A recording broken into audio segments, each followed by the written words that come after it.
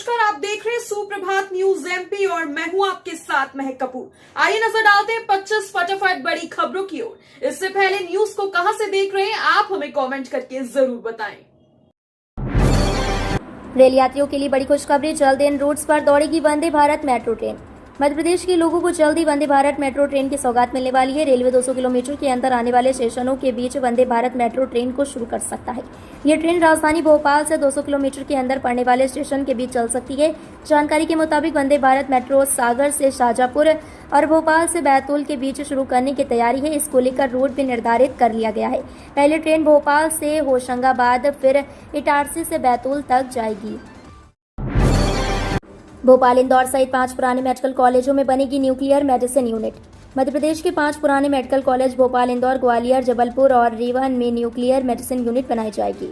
इसके तहत इनसे संबद्ध अस्पतालों में कैंसर की गहन जांच के लिए पेट सिटी स्कैन जैसी बड़ी सुविधा भी रहेगी। अभी प्रदेश के कई निजी अस्पतालों में यह जांच हो रही है, एम्स में भी यह सुविधा नहीं है। इसके अतिरिक्त कैंसर की गांठ की सिकाई के लिए लीनियर एक्सेलरेटर भी यहां पीपीपी मोड पर लगाने का काम चल रहा है। विभाग के अधिकारियों ने बताया कि न्यूक्लियर मेडिसिन यूनिट में पेट सिटी स्कैन समेत सभी उपकरण सरकार खुद लाएगी।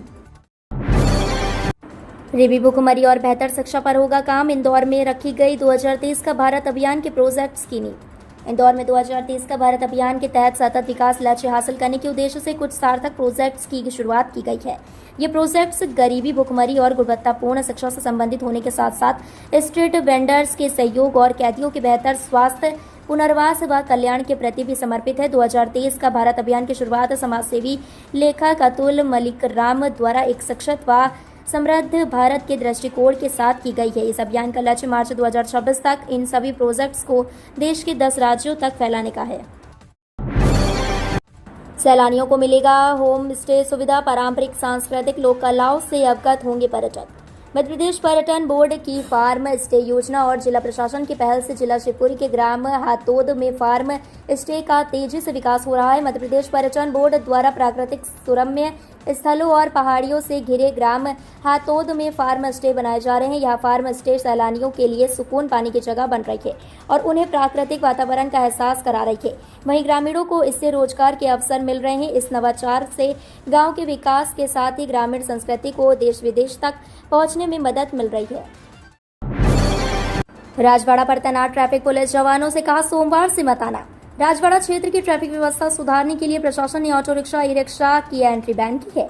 राजवाड़ा पर ट्रैफिक जाम के लिए जिम्मेदार ऑटो रिक्शा जब वहां पर पहुंचे तो ट्रैफिक जवानों ने चालकों को समझाया कि सोमवार से राजवाड़ा पर ऑटो रिक्शा और ई रिक्शा की एंट्री पूरी तरह बंद रहेगी। सुबह 10 से लेकर शाम 5 बजे तक ऑटो नजर आए तो उनके खिलाफ कार्रवाई की जाएगी। चालकों ने पुलिस अफसरों से कहा कि राजवाड़ा क्षेत्र की दुकानों से उन्हें ट्रांसपोर्ट का काम भी मिलता है। प्रशासन के फैसले से उन्हें नुकसान होगा। 1 जून से जबलपुर मुंबई गरीब रथ पनवेल तक जाएगी। गरीब रथ से मुंबई की यात्रा करने वाले मध्य प्रदेश के रेल यात्रियों के लिए बड़ी खबर है। रेलवे ने 1 और 2 जून 2024 को गरीब रथ एक्सप्रेस को निरस्त करने का निर्णय वापस ले लिया है, लेकिन अब यह ट्रेन छत्रपति शिवाजी टर्मिनस की बजाय पनवेल स्टेशन तक जाएगी। बताया जाता कि राज्यसभा सदस्य विवेक तनखा की पहल पर रेलवे ने अपना निर्णय वापस लिया है। इससे पहले रेल प्रशासन द्वारा मध्य रेलवे में छत्रपति शिवाजी महाराज टर्मिनस में अधोसंरचना निर्माण कार्य के चलते गरीब रथ एक्सप्रेस दोनों दिशाओं में एक ट्रिप के लिए निरस्त करने का निर्णय लिया गया था। महाकाल मंदिर में श्रावण मास की तैयारियां शुरू, दर्शन व्यवस्था में होगा बदलाव। ज्योतिर्लिंग महाकाल मंदिर में 22 जुलाई से श्रावण मास की शुरुआत होगी। इस बार श्रावण मास की शुरुआत सोमवार के दिन होने से पहले ही दिन भगवान महाकाल की सवारी निकलेगी। महापर्व शुरू होने में 2 माह का समय शेष है। ऐसे में मंदिर समिति श्रावण भादो मास में निकलने वाली भगवान महाकाल की सवारी, श्रावण महोत्सव व दर्शन व्यवस्था को लेकर प्लान तैयार कर रही है। 4 जून को चुनाव आचार संहिता समाप्त के बाद प्रबंध समिति की बैठक में विचार विमर्श के बाद इसे अमलीजामा पहनाया जाएगा।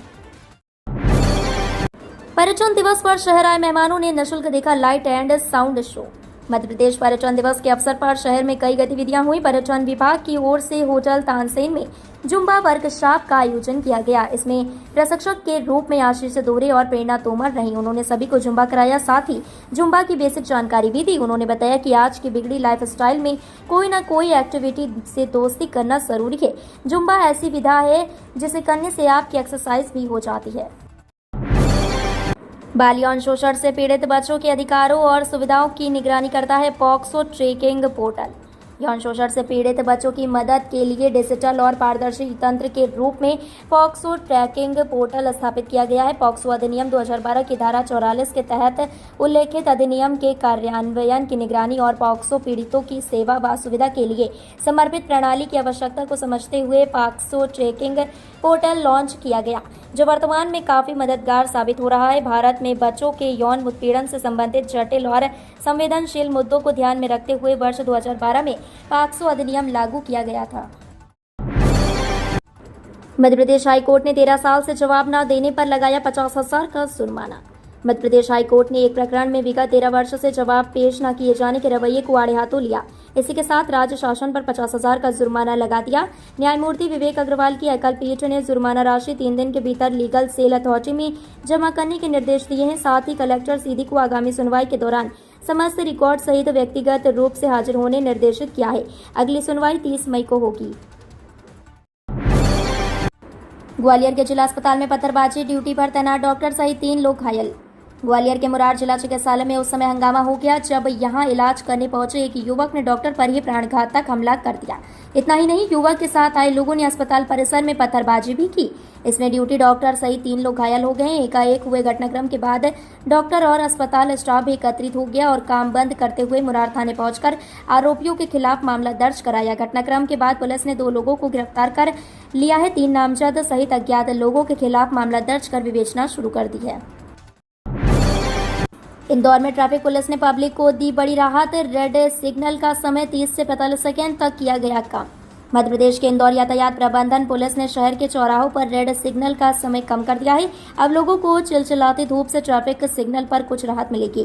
तापमान की बढ़ोतरी को देखते हुए ट्रैफिक सिग्नल की तकनीकी टीम द्वारा आवश्यकता अनुसार कुछ चौराहों के सिग्नल टाइमिंग में बदलाव किया गया है। खासतौर पर 11:30 से 4:30 बजे तक की टाइमिंग जरूरत के हिसाब से कम की गई है। इसमें मुख्य रूप से BRTS के स्कीम नंबर 78 चौराहा पर पूरे सर्कल में टाइमिंग 145 से कम कर 111 सेकंड की गई।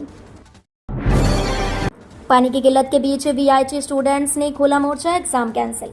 मध्य प्रदेश की राजधानी भोपाल से 60 किलोमीटर दूर सीहोर जिले के कोटरी में हाई प्रोफाइल VIT कॉलेज है। इस कॉलेज में देश भर के करीब 5,000 स्टूडेंट्स पढ़ते हैं। खास बात यह है कि इस कॉलेज में बड़े अफसर उद्योगपतियों के बच्चों की संख्या बहुत ज्यादा में है। इस कॉलेज की फीस ही 7 से 10 लाख रुपए है। इतनी भारी भरकम फीस होने के बावजूद कॉलेज प्रबंधन स्टूडेंट्स को भीषण गर्मी में पीने का पानी तक उपलब्ध नहीं करा पा रहा है। पीने के पानी को तरस रहे स्टूडेंट्स का आधी रात को गुस्सा फूट पड़ा। लगभग 2000 से अधिक स्टूडेंट्स ने प्रबंधन के खिलाफ कॉलेज में नारेबाजी शुरू कर दी, जिसका वीडियो सोशल मीडिया पर जमकर वायरल हो रहा है। पूर्व मुख्यमंत्री कमलनाथ ने घोटाले पर पूछे सवाल, जांच एजेंसियों को लिया आड़े हाथ। मध्य प्रदेश की राजनीति में कांग्रेस के वरिष्ठ नेता और पूर्व मुख्यमंत्री कमलनाथ ने नर्सिंग कॉलेज घोटाले का आरोप लगाते हुए भ्रष्टाचार की बात कही है। कमलनाथ ने इस मामले में जांच एजेंसियों के कामों पर भी सवाल उठाया है। इसके साथ ही उन्होंने इस मामले में न्यायिक जांच निष्पक्ष तरीके से कराए जाने की भी मांग की है। कमलनाथ ने अपने सोशल मीडिया अकाउंट के माध्यम से प्रदेश में नर्सिंग कॉलेज घोटाले की बात कही है। कांग्रेसी नेता ने लिखा कि मध्य प्रदेश का नर्सिंग कॉलेज घोटाला भ्रष्टाचार के सारे रिकॉर्ड तोड़ रहा है। छात्रा ने नकाब उठाया तो हकीकत खुल गई। 10वीं की परीक्षा में पकड़ाए फर्जी छात्र। 10वीं की रुक जाना नहीं योजना की परीक्षा में MP बोर्ड के स्टूडेंट्स की जगह दूसरे स्टूडेंट से परीक्षा दिलाने का खुलासा हुआ है। इंदौर में पुलिस ने इस मामले में 5 लोगों पर केस दर्ज किया है। शुक्रवार देर रात यह कार्रवाई की गई। कार्रवाई में एक नाबालिग छात्रा, एक नाबालिग छात्र को पकड़ा गया है। इसके अलावा प्राइवेट स्कूल के एक टीचर और 5 अन्य लोगों को पकड़ा गया है।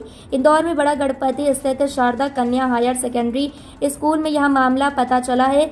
10वीं 12वीं में फेल हो चुके छात्र छात्राओं को पास होने के लिए माध्यमिक शिक्षा मंडल द्वारा इस योजना में एक अतिरिक्त मौका रुक जाना नहीं योजना के तहत दिया जाता है। 1 जून से लागू हो रहा नया नियम, अब ऐसे बनेगा नया डीएल। अगर आपको भी अपना ड्राइविंग लाइसेंस बनवाना है तो ये खबर आपके लिए बेहद जरूरी है।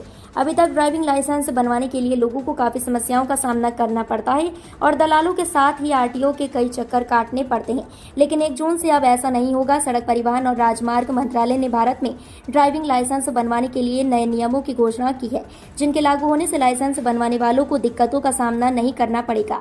1 जून से ड्राइविंग लाइसेंस बनवाने के जो नए नियम लागू हो रहे हैं, उनके बाद ड्राइविंग लाइसेंस बनवाने के लिए RTO में टेस्ट देने की जरूरत नहीं होगी। कांग्रेस सांसद नकुल नाथ ने उत्तराखंड की बीजेपी की सरकार से की ये मांग। मध्य प्रदेश में छिंदवाड़ा से मौजूदा कांग्रेस सांसद नकुल नाथ ने उत्तराखंड सरकार से बाबा केदारनाथ के दर्शन के लिए बेहतर व्यवस्था बनाने की अपील की है। मध्य प्रदेश से भी लोग बाबा के दर्शन के लिए वहां पहुंच रहे हैं। उन्होंने राज्य की सरकार से बाबा के दर्शन करने वाले भक्तों के लिए उचित मैनेजमेंट करने की मांग की ताकि श्रद्धालुओं को कोई परेशानी न हो। बाबा केदारनाथ जी के पट 10 मई से श्रद्धालुओं के दर्शन के लिए खोले गए हैं। छिंदवाड़ा से कांग्रेस के मौजूदा सांसद और प्रत्याशी नकुल नाथ ने सोशल मीडिया प्लेटफॉर्म पर लिखा, मेरा उत्तराखंड सरकार और बाबा केदारनाथ मंदिर समिति के सदस्यों से अनुरोध है कि उचित व्यवस्था बनाई जाए जिससे भक्तजनों को परेशानियों का सामना करना ना पड़े। छिंदवाड़ा में मंदिरों और मस्जिदों पर कार्रवाई, धार्मिक स्थलों से हटाए अवैध लाउड स्पीकर। छिंदवाड़ा जिला प्रशासन ने शनिवार को अवैध रूप से मंदिर और मस्जिदों में चल रहे स्पीकरों को हटाने की कार्रवाई की। यहां रिसाला मस्जिद सहित आसपास के कुछ मंदिरों से बिना अनुमति के बज रहे लाउड स्पीकरों को निकाला गया। मुख्य रूप से तहसीलदार धर्मेंद्र चौहान सहित उनकी प्रशासनिक टीम मौजूद रही। यह कार्रवाई आगे भी जारी रहेगी। दोपहर में प्रशासन के द्वारा लाउड स्पीकर हटाने की कार्रवाई की गई। सबसे पहले प्रशासनिक दल रिसाला मस्जिद, इंदिरा नगर की मस्जिद सहित यहां स्थित कुछ मंदिरों में पहुंचे जहां पर बिना अनुमति के चल रहे लाउड स्पीकरों को हटाया गया। एमपी के 23 जिलों में गोलमाल, गर्मियों की छुट्टियों में भी बांट दिया गया मिड डे मील। केंद्र सरकार की एजेंसी की सक्रियता से मध्य प्रदेश में बड़े फर्जीवाड़े का खुलासा हुआ है। दरअसल समर वेकेशन में भी मध्य प्रदेश में भोपाल सहित 23 जिलों में मध्याह्न भोजन का वितरण जारी है। जिम्मेदारों की हिम्मत देखिए कि उन्होंने भोजन वितरण की फर्जी जानकारी मॉनिटरिंग सिस्टम पोर्टल पर भी दर्ज कर दी। अब मामला सामने आने के बाद जिम्मेदारों पर कार्रवाई की तैयारी की गई है। बता दें, प्रधानमंत्री पोषण कार्यक्रम के तहत सरकारी स्कूलों में मध्याह्न भोजन का वितरण बच्चों में किया जाता है। हालांकि वर्तमान में स्कूलों में परीक्षाओं के बाद गर्मी की अवकाश जारी है। बावजूद प्रदेश के 23 जिले ऐसे हैं कि जहां जिम्मेदारों ने समर वैकेशन में भी मध्याह्न भोजन का वितरण किया जा रहा है।